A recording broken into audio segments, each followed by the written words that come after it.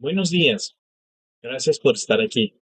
Hoy hablaremos de la recursividad en la programación estructurada. Primero, definiremos el concepto y mostraremos su estructura típica. Luego, veremos ejemplos clásicos como la estructura factorial y de Fibonacci.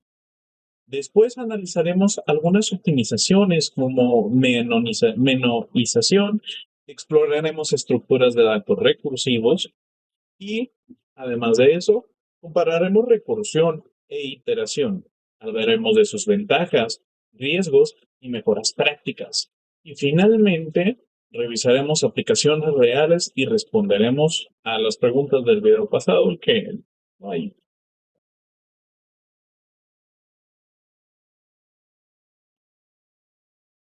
Ahora vamos con ¿qué es la recursividad?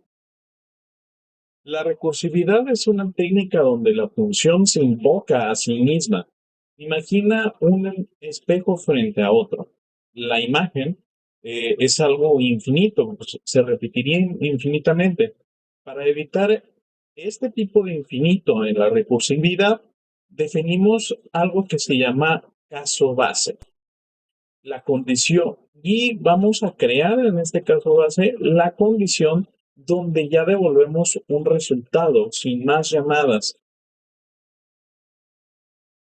Así transformamos un problema que podría llegar a ser muy complejo en algunas instancias un poco más pequeñas y manejables.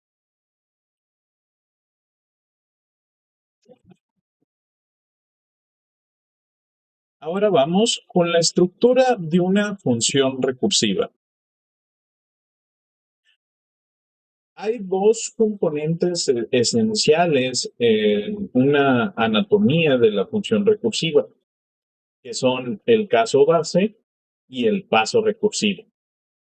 El caso base se identifica por la condición que detiene la recursividad y devuelve un resultado conocido. Por ejemplo, if n es igual a cero, entonces regresas uno. Este, el paso recursivo es la llamada a la misma función con parámetros reducidos. Por ejemplo, regresar n multiplicado por factorial a la n menos uno. El flujo se parece, es parecido a una escalera y cada llamada, pues es un escalón hasta el caso base. Y luego bajamos devolviendo valores en cada uno de los pasos. Ahora vamos con un ejemplo clásico, que es el detalle, el factorial. El factorial es un número entero no negativo. N se define como el producto de todos los enteros positivos menores o iguales a la n. Por ejemplo, aquí tenemos su estructura y el caso base, aquí tenemos el caso base. Entonces, todo esto se pasaría de esta manera, donde el entero del factorial del entero de n, y luego abrimos nuestro cuartetito. If n es igual a 1, entonces regresa a 1. Este es el caso base. De otra manera, regresar n factorial n menos 1 es el paso recursivo. Ahora vamos con otro ejemplo clásico, que es la secuencia de Fibonacci. La secuencia de Fibonacci es una serie donde cada número es la suma de los dos anteriores. Aquí tenemos f de n es igual a fn menos 1 más fn menos 2 con f0 igual a f0. Aquí tenemos nuestro caso base. Y f1 es igual a 1. Ah, no, aquí está el caso base. La recursividad simple puede ser ineficiente por llamadas repetidas. Por ejemplo, en este caso podría llegar a ser ineficiente y sería mejor llegar a utilizar iteración, pero eso es algo que vamos a ver más adelante. Aunque es muy intuitivo, calcula varias veces los mismos valores. Por ejemplo, FIB5 recurre a FIB4 y FIB3 y FIB 4, vuelve a calcular fit 3 y fit 2, y esto crecería exponencialmente con el tiempo. Esto ya no sería tan rentable como una secuencia de recursividad.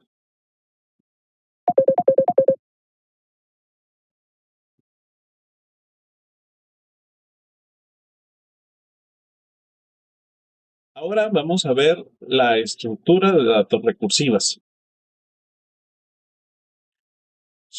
Estas son listas enlazadas. Estas son listas enlazadas donde cada nodo apunta al siguiente, creando una estructura naturalmente recursiva. Son árboles binarios. Cada nodo tiene subárboles izquierdo y derecho, que son a su vez árboles, y es un recorrido recursivo. Las funciones recursivas son ideales para recorrer y manipular estas estructuras. Ahora vamos a pasar con cuáles son las ventajas de la recursividad. Primero, la ventaja de la recursividad es un código más conciso para problemas jerárquicos. Facilita el pensamiento divisivo, o sea, divide y podría funcionar mejor, o bueno, podría, dependiendo de la función que necesites, todo se adaptará según tu caso. Alinea el código con la misma idea del programa y además es fácilmente implementable. Pero también tenemos algunos riesgos,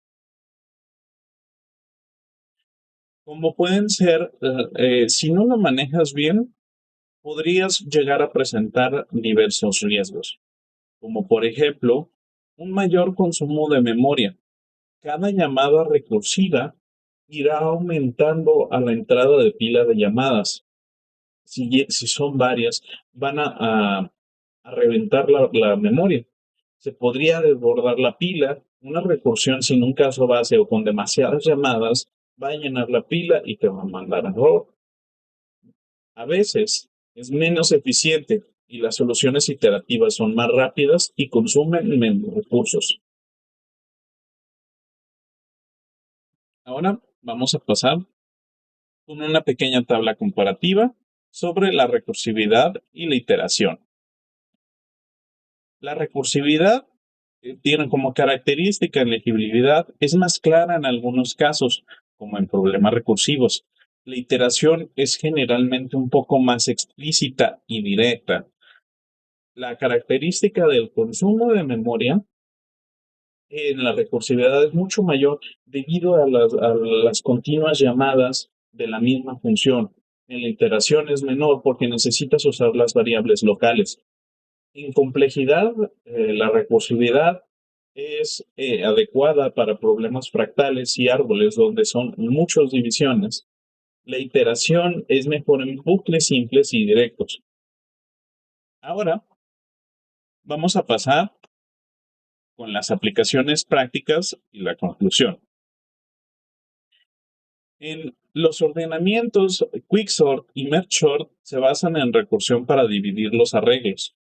Eh, También podrías utilizarla en recorrido de directores, sistemas de archivos, búsqueda de carpetas y subcarpetas, o tal vez también en compiladores, análisis sintáctico de expresiones y construcciones de lenguaje. La recursividad es una herramienta que aporta mucha claridad y poder expresivo. Usarla cuando el problema lo pida, pero también estar atentos al desempeño y al consumo de memoria.